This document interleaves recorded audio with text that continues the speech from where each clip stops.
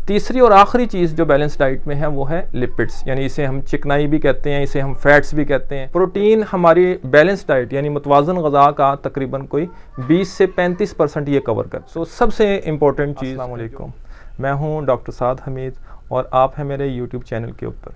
दोस्तों, आज की जो वीडियो है ये है बैलेंस डाइट, यानी कि मुतवाज़न ग़िज़ा क्या होती है।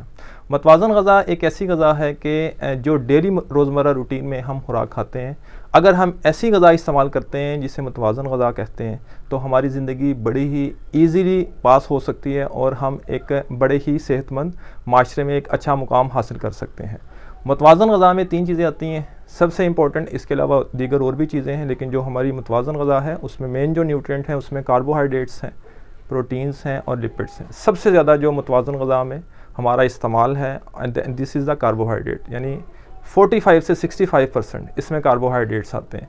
कार्बोहाइड्रेट्स के जो सोर्सेज हैं उसमें फ्रूट्स आ जाते हैं, वेजिटेबल्स आ जाते हैं, सीरियल्स आ जाते हैं। सीरियल्स का मतलब है अनाज, जिसमें गंदम है, मकई है, चावल है, ये चीज़ें हम इस्तेमाल करते हैं। Carbohydrates main source of energy है, यानी हमने जो एनर्जी ऑब्टेन करनी है सबसे ज़्यादा वो कार्बोहाइड्रेट्स हैं।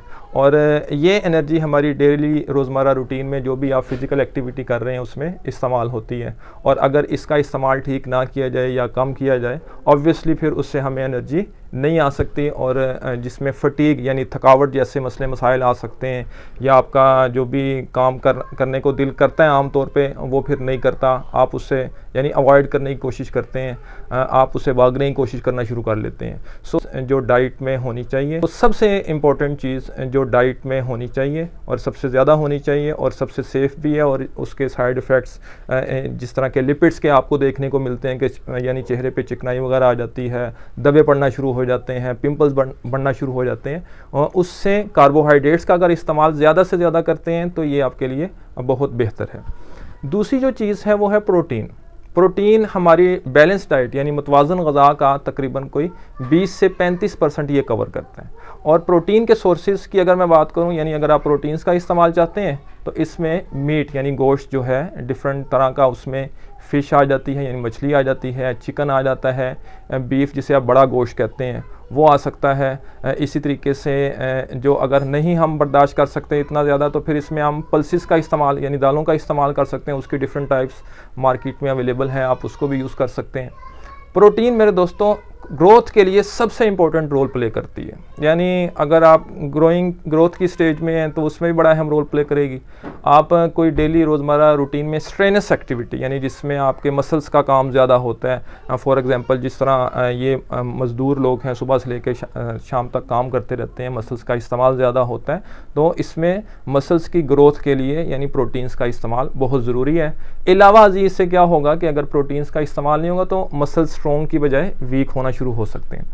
दूसरी जो चीज़ है यानी प्रोटीन्स का जो दूसरा अहम फ़ायदा है वो है इम्यून सिस्टम की डेवलपमेंट। अब इम्यून सिस्टम से मुराद है हमारा मुदाफ़ियाती निज़ाम, यानी हमारा वो निज़ाम जो बाहर से आने वाले बैक्टीरिया या वायरसेस के ख़िलाफ़ लड़ता है। अगर हम प्रोटीन्स का इस्तेमाल नहीं करेंगे तो ऑब्वियसली इससे इम्यून सिस्टम वीक होगा और आप जो है वो मुख्तलिफ़ तरह की बीमारियों के अंदर मुब्तला होना शुरू हो जाएंगे।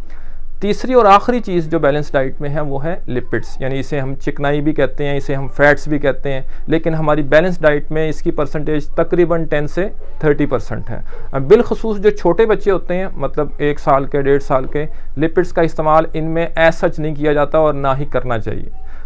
लेकिन जो ग्रोइंग चाइल्ड हैं या जो अडल्ट्स हैं यानी जवान तबका है उसमें लिपिड्स का इस्तेमाल बड़ा अच्छा है। याद रखिएगा इसमें जो बुज़ुर्ग हजरात हैं, मैंने इनकी डिस्कशन इसमें नहीं की क्योंकि वो एक अलग टॉपिक स्टार्ट हो जाएगा।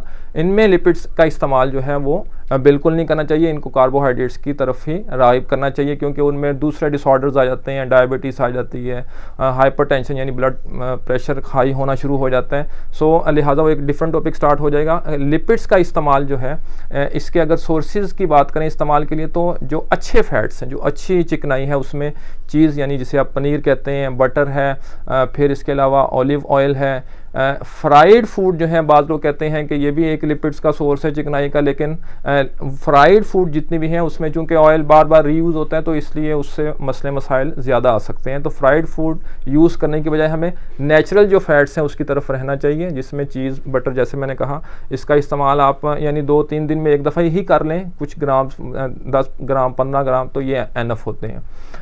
जो चिकनाई है ये एनर्जी का सबसे बड़ा सोर्स, यानी कम इस्तेमाल से आप ज़्यादा एनर्जी ले सकते हैं, इसलिए इसकी परसेंटेज इसलिए कम है।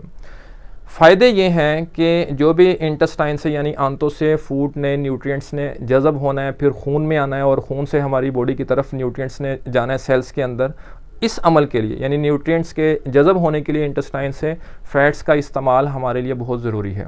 फिर दूसरा जो इसका काम है सबसे अहम, वो है स्किन का जो टेक्सचर है। बाज़ लोग कहते हैं हमारी स्किन ऑयली हो जाती है या हमारी स्किन ड्राई होना शुरू हो जाती है, तो ये जो स्किन का टेक्सचर है इसको मेंटेन करने के लिए चिकनाई जो है वो आपकी फ़ूड के अंदर एक ख़ास मिकदार में, बहुत ज़्यादा मिकदार में नहीं होनी चाहिए। तो ये थी आज की वीडियो अगर पसंद आई हो तो लाजमी इसको लाइक करें ताकि आपको यानी हमारा कॉन्फिडेंस लेवल इससे बूस्ट होता रहे। बहुत शुक्रिया। अल्लाह हाफ़िज़।